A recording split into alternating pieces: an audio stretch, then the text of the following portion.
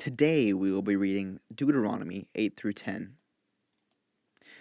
Be careful to follow every command I am giving you today, so that you may live and increase and may enter and possess the land the Lord promised on oath to your ancestors.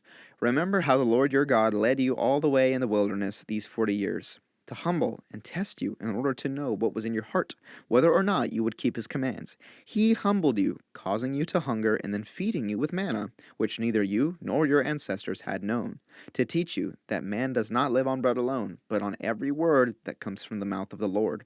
Your clothes did not wear out, and your feet did not swell during these 40 years. Know then in your heart that as a man disciplines his son, so the Lord your God disciplines you. Observe the commands of the Lord your God, walking in obedience to him and revering him. For the Lord your God is bringing you into a good land, a land with brooks, streams, and deep springs gushing out into the valleys and hills, a land with wheat and barley, vines and fig trees, pomegranates, olive oil, and honey, a land where bread will not be scarce, and you will lack nothing, a land where the rocks are iron, and you can dig copper out of the hills. When you have eaten and are satisfied, praise the Lord your God for the good land he has given you.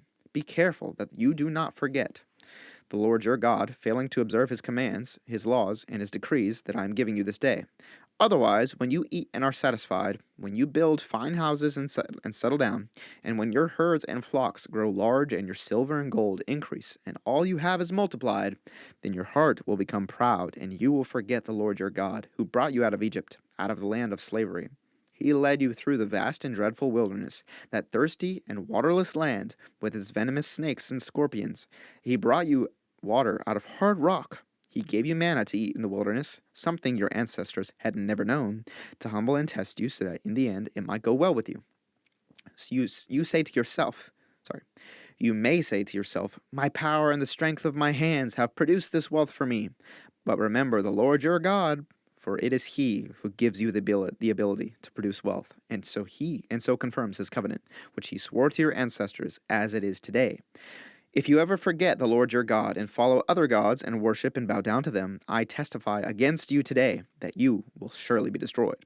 Like the nations the Lord destroyed before you, so you will be destroyed for not obeying the Lord your God. Hear, Israel, you are now about to cross the Jordan to go in and dispossess nations greater and stronger than you, with large cities that have walls up to the sky. The people are strong and tall. Anakites. You know about them, and have heard it said, who can stand up against the Anakites? But be assured today that the Lord your God is the one who goes across ahead of you, like a devouring fire. He will destroy them, he will subdue them before you, and you will drive them out and annihilate them quickly, as the Lord has promised you. After the Lord your God has driven them out before you, do not say to yourself, the Lord has brought me here to take possession of this land because of my righteousness. No, it is on account of the wickedness of these nations that the Lord is going to drive them out before you. It is not because of your righteousness or your integrity that you are going in to take possession of their land, but on account of the wickedness of these nations. The Lord your God will drive them out before you to accomplish what he swore to your fathers, to Abraham, Isaac, and Jacob. Understand, then, that it is not because of your righteousness that the Lord your God is giving you this good land to possess, for you are a stiff-necked people. Remember this, and never forget how you aroused the anger of the Lord your God in the wilderness, from the day you left Egypt until you arrived here. You have been rebellious against the Lord. At Horeb you aroused the Lord's wrath, so that he was angry enough to destroy you. When I went up on the mountain to receive the tablets of stone, the tablets of the covenant that the Lord had made with you, I stayed on the mountain 40 days and 40 nights. I ate no bread and drank no water. The Lord gave me 2 stone tablets inscribed by the finger of God. On them were all the commandments the Lord proclaimed to you on the mountain out of the fire on the day of the assembly. At the end of the 40 days and 40 nights, the Lord gave me the 2 stone tablets, the tablets of the covenant. Then the Lord told me, go down from here at once, because your people, whom you brought out of Egypt, have become corrupt. They have turned away quickly from what I commanded them, and have made an idol for themselves. And the Lord said to me, I have seen this people, and they are stiff-necked people indeed. Let me alone, so that I may destroy them, and blot out their name from under heaven, and I will make you into a nation stronger and more numerous than they. So I turned and went down from the mountain while it was ablaze with fire, and the 2 tablets of the covenant were in my hands. When I looked, I saw that you had sinned against the Lord your God. You had made for yourselves an idol cast in the shape of a calf. You had turned aside quickly from the way that the Lord had commanded you. So I took the two tablets and threw them out of my hands, breaking them into pieces before your eyes. Then once again I fell prostrate before the Lord for 40 days and 40 nights.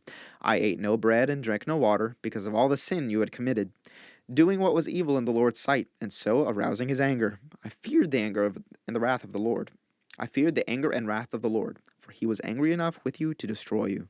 But again the Lord listened to me, and the Lord was angry enough with Aaron to destroy him. But at that time I prayed for Aaron too. Also, I took that sinful thing of yours, the calf you had made, and burned it in the fire. Then I crushed it and ground it to powder as fine as dust, and threw the dust into a stream that flowed down the mountain. You also made the Lord angry at Taberah, at Massa, and at Kibroth Hattaavah. And when the Lord sent you out from Kadesh Barnea, he said, "Go up and take possession of the land I have given you." But you rebelled against the command of the Lord your God. You did not trust him or obey him. You have been rebellious against the Lord ever since I have known you. I lay prostrate before the Lord those 40 days and 40 nights, because the Lord had said he would destroy you. I prayed to the Lord and said, "Sovereign Lord, do not destroy your people, your own inheritance, that you redeemed by your great power and brought out of Egypt with a mighty hand. Remember your servants Abraham, Isaac, and Jacob. Overlook the stubbornness of this people, their wickedness, and their sin. Otherwise the country from which you brought us will say, because the Lord was not able to take them into the land he had promised them, and because he hated them, he brought them out to put them to death in the wilderness.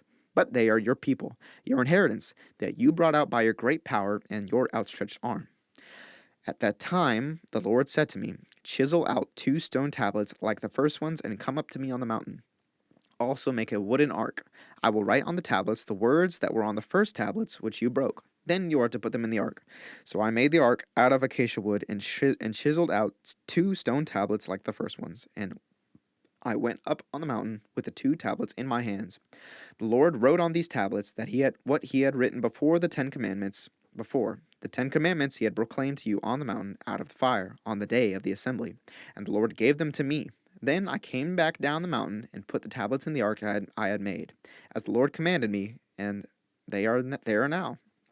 The Israelites traveled from the wells of Bene-Jaakan to Mosera. There Aaron died and was buried, and Eleazar his son succeeded him as priest. From there they traveled to Gudgodah and on to Jotbatha, a land with streams of water. At that time the Lord set apart the tribe of Levi to carry the ark of the covenant of the Lord, to stand before the Lord, to minister and to pronounce blessings in his name, as they still do today. That is why the Levites have no share or inheritance among their fellow Israelites. The Lord is their inheritance, as the Lord your God told them. Now I had stayed on the mountain 40 days and 40 nights, as I did the first time, and the Lord listened to me at this time also. It was not his will to destroy you. "Go," the Lord said to me, "and lead the people on their way, so that they may enter and possess the land I swore to their ancestors to give them.